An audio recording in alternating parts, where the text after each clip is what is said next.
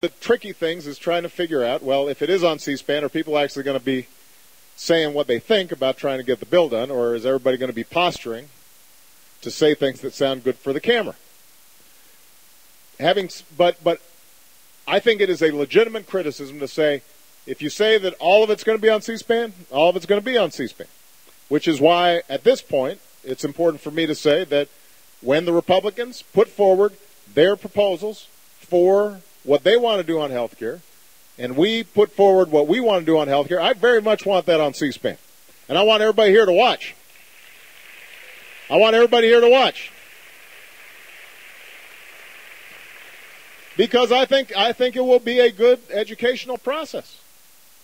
You know, for people to weigh the arguments about the relative merits of the bill instead of listening to millions of dollars worth of insurance industry ads that have been put out there, or whatever pundit on the left or the right is saying about these different issues.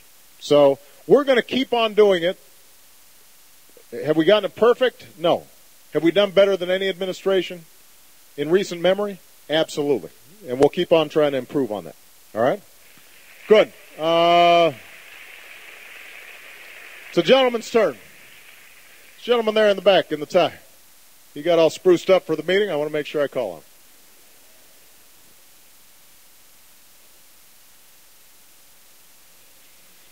My name is Dick Sweat. I live in Bow, New Hampshire. Hey, Dick, you got a big fan club here. I used to occupy the seat that Paul Hodes holds now, and he's doing a great job. He's a good guy. He is. First of all, thank you for coming to New Hampshire. We are very pleased and proud that you're here, and we are grateful for the opportunity to talk. Now, in your discussions, you have said that you're ready to listen to anybody with a good idea. Mm-hmm. Well, I'd like to go out on a limb and say I think I've got a good idea. Good. I'd like to share it with you. Please do. When we talk about energy issues in this country, we are talking about jobs. We're talking about dependence on international oil, some coming from difficult places that are feeding terrorist organizations that are causing harm to our citizens. We're talking about a problem of keeping our money here at home as opposed to sending it overseas when we purchase that foreign oil. I think what we can do is we need to put all of these issues together in one basket and first set a date by which time we can be independent enough of foreign oil. I can't say that we could be completely independent, and I think you understand the reasons why. But if we can invest in technology here at home to develop clean technology, place that technology in developing countries, not only just where they can have energy and electricity to be productive with, but establish with that an economic system where they have jobs and they are opening up new markets that we can sell our products into and that we can build our relationships with their leaders through. And at home, if we can focus on making ourselves more energy efficient, because we are a very inefficient country when it comes to the use of energy, just like all of the industrialized countries.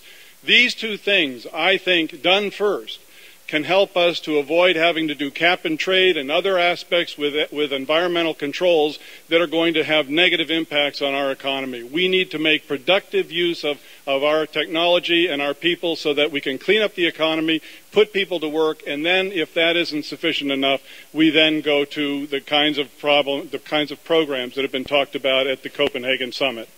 Well, let me respond by talking more broadly about energy. First of all, those are such good ideas, I've already adopted them, although I didn't know they came from you. Number one, we have to invest in innovation and new technologies. There's no doubt about it.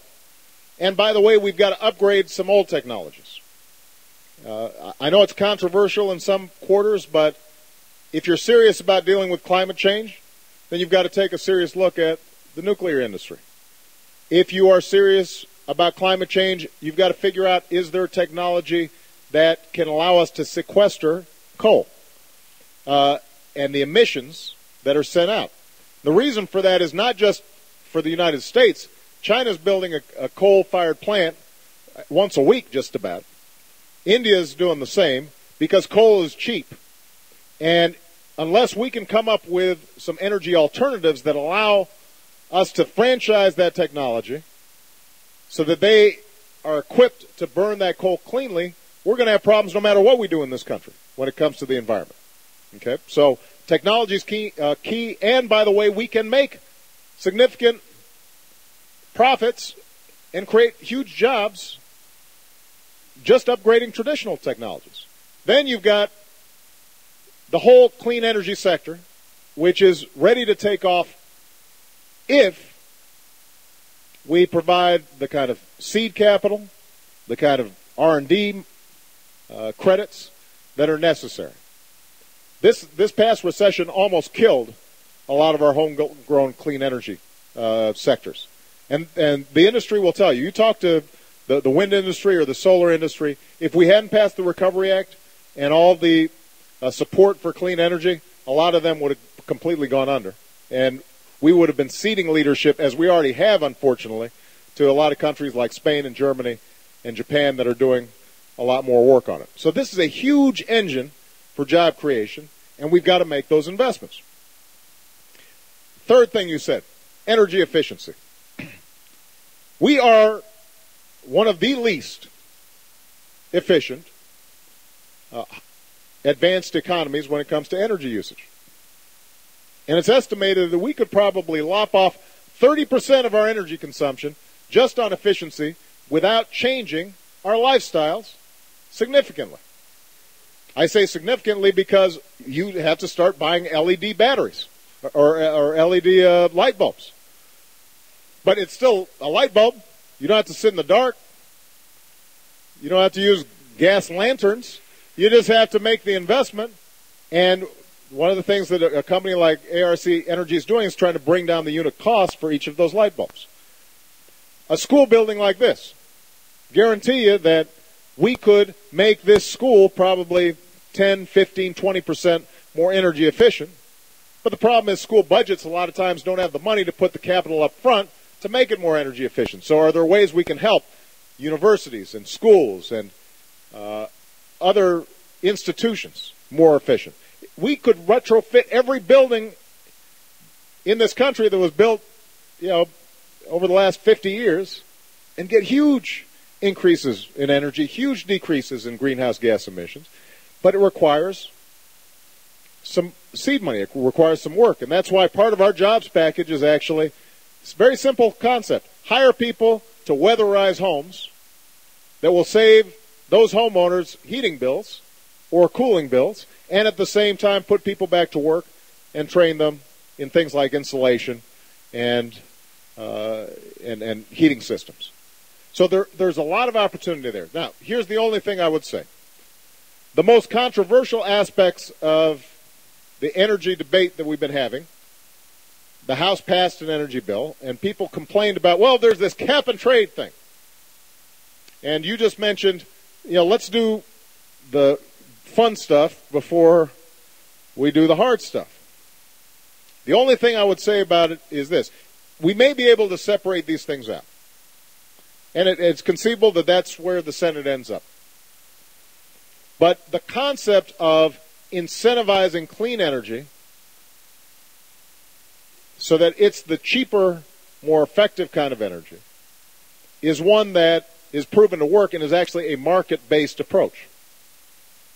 I mean, a lot of times people just respond to incentives. And no matter how good the technology is, the fact of the matter is, if you're not factoring in the soot that's being put in the atmosphere, coal's going to be cheaper for a very long time. For the average industry, the average company, we can make huge progress on solar. We can make huge progress on wind. But the unit costs, energy costs that you get from those technologies relative to coal are still going to be pretty substantial. They're going to get better, but it might take 20, 30, 40 years of technology to get better. And so the question then is, does it make sense for us to start pricing in the fact that this thing's really bad for the environment? And if we do, then can we do it in a way that doesn't involve some big bureaucracy and a control and command system, but just says, look, there's going to be a price to pollution. And then everybody can adapt and decide which are the best energies. And that's by the way, remember acid rain? That's how that got solved. Was basically what happened. The Clean Air Act slapped a price on sulfur emissions. And what ended up happening was all these companies who were saying this is going to be a jobs killer, etc., they figured it out. They figured it out a lot cheaper than anybody expected. And it turns out now that our trees are okay up here in New Hampshire. That's a good thing. So we should take a lesson from the past and not be afraid of the future. Oh, there's a signal.